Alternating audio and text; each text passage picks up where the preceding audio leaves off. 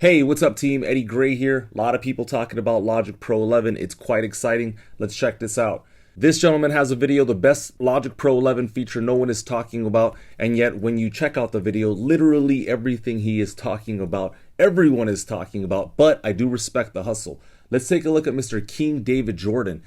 He really is starting to pinpoint what Logic Pro 11 is all about. Taking Apple loops from the Apple Loop browser, taking those chord tracks that are embedded, they're called region chords, and then using those along with session players. Greg here, he seems to be redefining what is possible within Logic Pro. I respect the hustle, daily uploads. Logic Pro Life, he figured out a really interesting way of inputting chords within the chord track using the input MIDI mode. Check that out. And if you haven't checked out Dance Tech, you really should. Go ahead and subscribe, link in the description. This guy has a phenomenal channel, and he's really the first to discover that you can create and save custom chord progressions within Logic Pro 11. So let's give him the credit. But I still think that everyone is missing the grand point. So in this video, I'm going to show you what I believe Logic Pro is really all about. You ready? All right, let's go.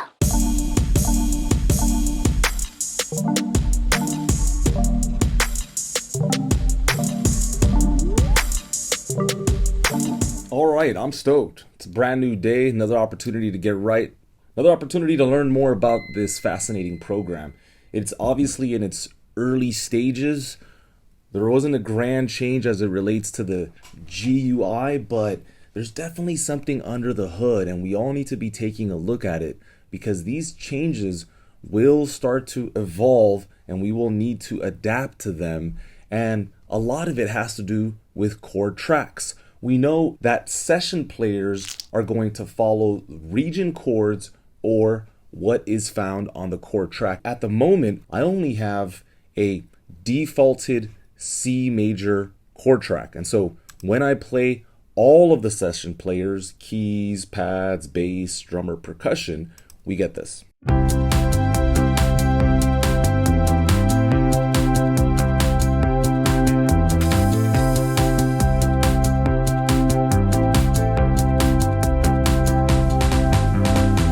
So for the purposes of this video, I already created a chord track and I'm going to hit Command V. I'll hit Command R to duplicate the chord track. And now you can see that all of the session players are starting to listen to or look at the very least, these new chords. Let's take a listen.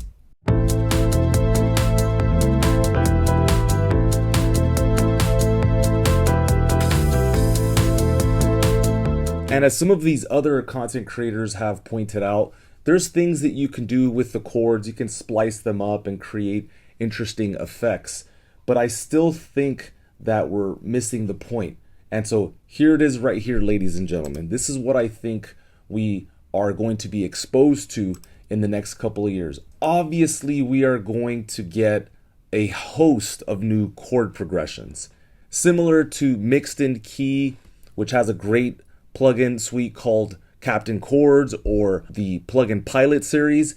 I think we're going down that road. It seems pretty obvious. And again, we can follow the global chord track or we can follow the independent region chords as well. And there's reasons why you would do that. And if you want to see me make a video on that, go ahead and hit me in the comments and I'll put it on the queue. But for now, this is what I think the point is. If we go to the Apple user manual, it says this: Apple loops and chords. Many Apple loops also contain region chords, and many Apple loops designed to be used together share compatible chords. I do believe they're referring to construction kits. When you add a loop containing chords to the tracks area, you can choose to have the chords be copied to the chord track so they are followed by the session players in the project. If you don't know what region chords should look like within the Apple Loop browser, go ahead and take a look at this column where it says key. You can see these musical notes right next to certain loops. So if I find something to work with here, let me just go ahead and take a listen to a couple of these.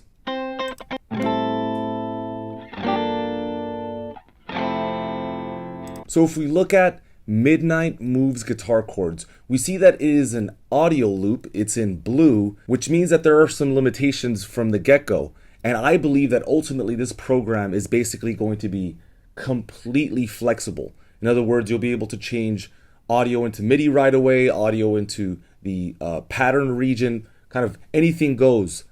I believe that's where we're going. But for now, I'm going to go ahead and drag this information into a pre-labeled region chords track. Now, before I do, let's go into the ellipsis button at the bottom left here, and we've got options. It says here we can keep the region chords, or we can replace the global chords with the region chords, and that's what I want to do. I essentially want to drag this into Logic Pro, and I want the global chord track to change.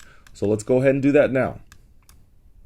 All right, so you can see region chords are embedded into the region, and because of the setting, now we've replaced the chord tracks. Of course, the beautiful part is that every single one of these session player regions is now following suit. Check it out.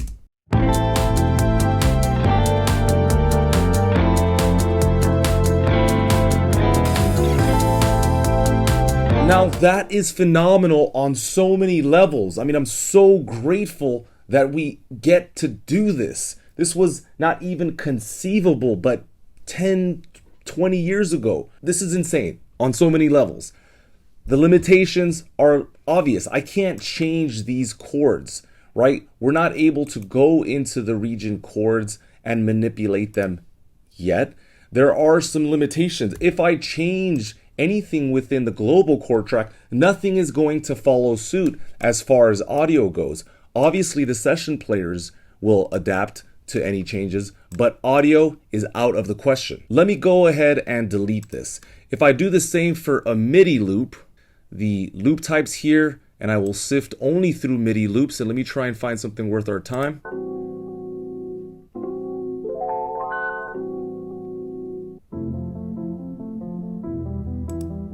All right, here we have Bookstore Browse Piano. Let's do the same thing. I'm going to drag this into my session. Again, I created a software instrument track. This was called Region Chords MIDI. I'm going to hit Command R to duplicate this. All the session players will follow. Now, just because I change something within the piano roll doesn't mean that the chords are going to change. In other words, I can take these 2 or 3 notes and move them up or down, and that's not going to change any region chordal information. And so that's obviously a big drawback at this point in time, but that's not always going to be the case. Let's take a listen.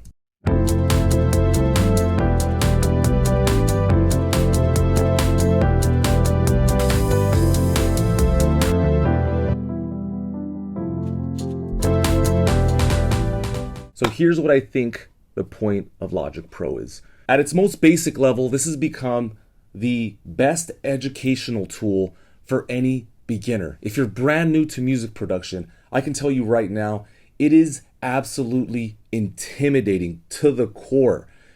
If you don't know how to play an instrument, if you don't know anything about music theory, it is a massive impediment to feeling any kind of confidence to the new user. And so this tool has now become the grandest educational tool for all beginners all across the world, regardless of social demographic, regardless of music theory knowledge, where you go to school. You can now study music and understand why things work the way that they do. And you can explore it in a tangible way, which was never really possible before, unless you had the rudiments down. So I believe this is going to bridge that gap at the most basic level. A clear-cut example looks something like this. A user wants to study a different genre, country, jazz. I'll choose funk for now. Then he or she finds something to work with. Blast, chiller, verse, electric piano. He or she then drags that inside of the tracks area. The chords are settled into the global tracks, and all the session players will follow suit. The previous drum set I was using was more for electronic dance purposes, but for this instance, we want to choose an acoustic funk rock drummer. Same goes with the bass guitar. This was a bit more of a rock thing, and we're going to switch this to disco slap. The tempo should also be adjusted so we can get a little bit closer to the genre. Let's set this to 90 BPM, and now we have this.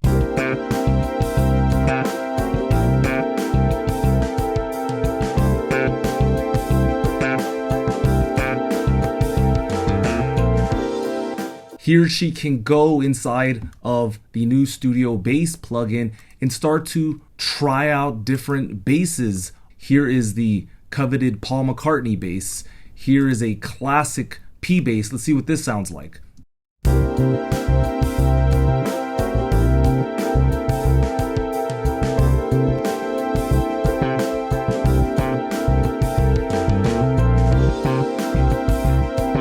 That's a world of education in just a couple of minutes. Another case looks like this. A user wants to learn more about worldly music, maybe Chinese traditional or reggaeton pop. They look for some kind of guitar riff, something like this. They drag it into their session, and that's what we see within the region chords and within the chord track up here. And if you don't see the chord track, hit G and you'll see it right here. Now, I like choosing single global track, so that's all I'm looking at within any given time. All right, so now because they're exploring reggaeton and that's selected inside of the Apple Loop browser, we're going to type in beat and see what we can work with here. All right, so that sounds really good.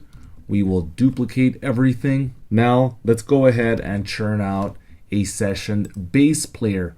We definitely want something that is utilizing an upright bass. So let me choose roots upright. Let's take a listen to that.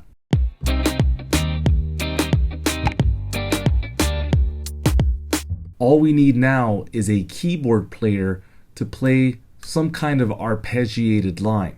Now, rather than selecting a piano player, I'm going to go into the library key command Y. Under synthesizer, lead, I'll choose 70s analog lead. And now, when I close every single window, we've got this.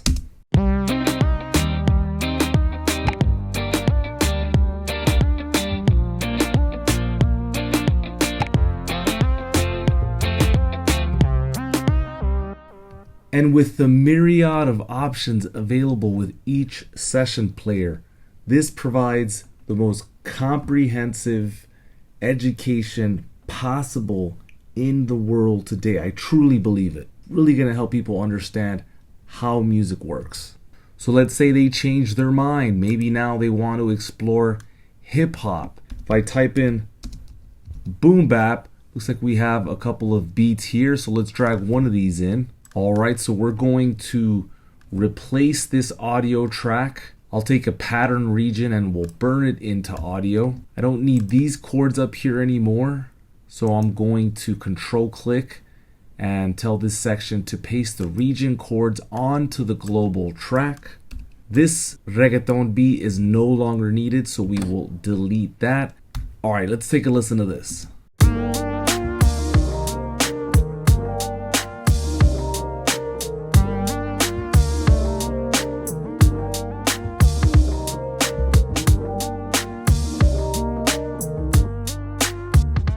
So there are an infinite amount of options to play with in terms of the Apple Loop browser, everything that's happening on the left side of the screen. If you wanted to change any of the sounds, it really is such a remarkable approach to music making and music discovery.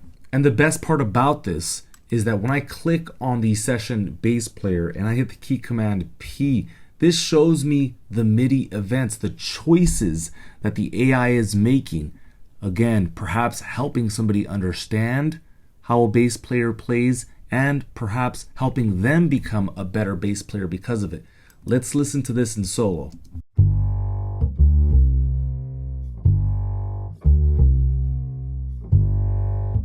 This can teach somebody about intervals, about articulations.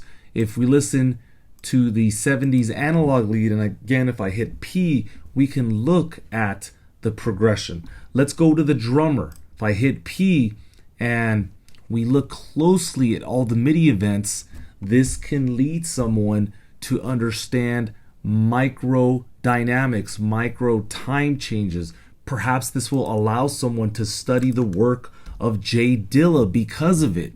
This is a great tool for inspiration, and it's a great way to discover what music is all about. For those of us that are a little bit more seasoned, that we have a couple of years behind us, I think this is the most efficient tool that there is in the marketplace. I know this is going to help me dramatically. So this pattern region is a perfect example how someone can experiment, can look at the chords, can listen to the chords, and perhaps be exposed to new kinds of chords. I mean, look at these. We've got an A minor 7 with an extended 9. We got a C7 with an extended 9 and a sus4. These are chords that you probably wouldn't hear if you're a beginner learning triads or bar chords. Let's check this out.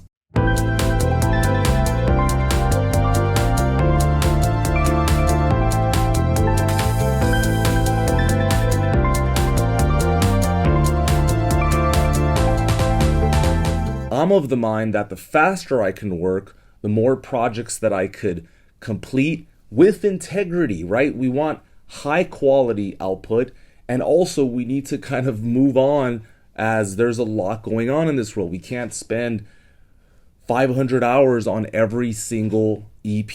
And so with that being said, this is what I think is going to be the future of production. I would like for it to happen today. I mean, there are limitations, as I've said. For example, if I delete this region chord information and I take what's on the chord track here and I drag it down, you can see that all I'm getting is a simple MIDI file. And so that's really not enough to kind of create something beautiful. It's a great way to start, but if you're really looking to extend your musical prowess, we're going to need more than that. Obviously, we have MIDI effects, we have a bunch of different tools to help us with that process. But in closing, where I think this is going is a place where beginners and advanced users can begin to understand why music works the way that it does. Experimentation will become free-flowing. We'll be able to change anything at a whim, and things will just work. And that's what we want when it comes to music production. For example, if I Command Z and I go back to this chord progression, wouldn't it be incredible if I could just change this chord right here, this E minor 7, change it to a major 7 or what have you, and have everything follow suit? But the truth is that although the session players are listening, this MIDI region at the moment does not. I think we all need to learn music theory. I think we all, to some extent, need to continuously devote ourselves to this beautiful craft of music that has chosen us. But on that point, there are others that are still trying to figure it all out, trying to figure out their sound, trying to figure out how scales work and how modes work. And so I am excited on so many levels because I really believe this is going to help so many young producers that are ready to win and ready to make incredible music, but they just don't have the tools. And so now, Logic Pro 11, we have the tools. Tell me what you think about this in the comments. I'm really curious what you think. I'm telling you, with every single update, this program is just going to keep getting better and better and better. All right, guys, this is Eddie Gray signing out, reminding you, stay up, stay happy, stay focused on what you want, and I'll see you later. Take care, guys. Stay up.